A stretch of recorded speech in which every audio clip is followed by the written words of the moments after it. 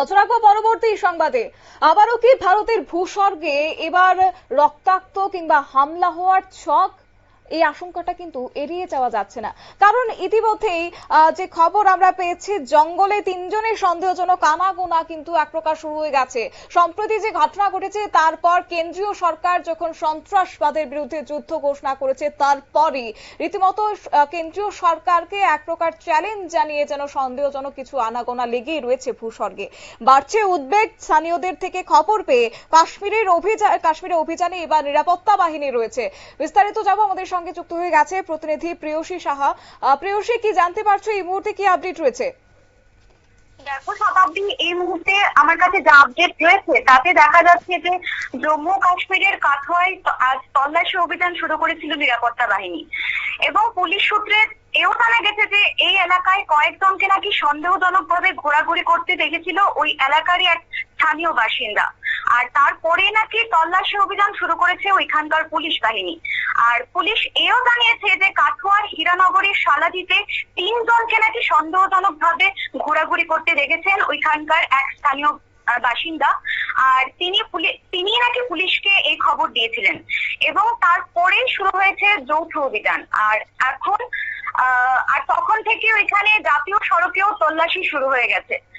এছাড়াও কিছু আপডেট আমাদের কাছে এসেছিল যে গত মঙ্গলবারও নাকি স্থানীয়দের থেকে খবর পেয়ে কাঠোয়ার পাহাড়ি এলাকায় অভিযান চালিয়েছিল নিরাপত্তা বাহিনী। আর সেখানকার স্থানীয়রা জানিয়েছিলেন ওই এলাকায় নাকি কয়েকজনকে সন্দেহজনক ভাবে ঘোরাঘুরি করতে দেখেছিলেন তারা। আর আজ আবারও এমন একটি ঘটনা ঘটলো সেইখানে। আর দেখো শতাব্দী, পহেলগাঁও হামলার পর জম্মু ও কাশ্মীরে ভয়ের আবহ তো তৈরি হয়েছিল, তা আমরা সকলেই জানি। আর তা দূর করতে গত সপ্তাহে উত্তর কাশ্মীরের বারামুল্লায় একটি রিসোর্টে মন্ত্রী এবং আমলাদের সঙ্গে নিয়ে কাশ্মীরের মুখ্যমন্ত্রী ওমর আব্দুল্লাহ নাকি একটি বৈঠকও করেছিলেন এবং তিনি সাধারণ মানুষকে এই বার্তাই দিয়েছেন যে কাশ্মীরে আর নাকি কোনো ভয়ের কারণ নেই। আর আমরা সকলে জানি যে গত 22 এপ্রিল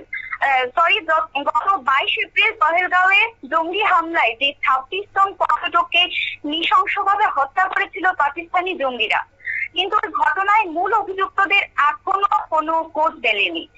কিন্তু বেশ কয়েকজন সন্দেহভাজনকে আটক করে জেরা করেছেন পুলিশ বাহিনী। শতাব্দী, একেবারে প্রেয়সী, ধন্যবাদ।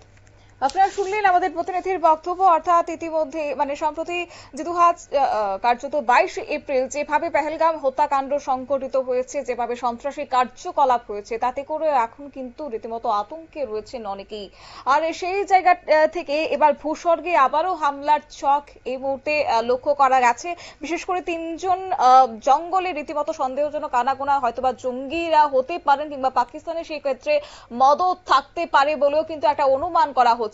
যদিও এই মুহূর্তে ভারতের কেন্দ্রীয় সরকার রীতিমতো প্রস্তুত রয়েছে, একই সঙ্গে সেনাবাহিনী সদা সর্বদা নজর রাখছে। তারই মধ্যে এই স্থানীয়দের থেকে খবর পেয়ে রীতিমতো এবার কাশ্মীর জুড়ে অভিযান চালাচ্ছে নিরাপত্তা বাহিনী।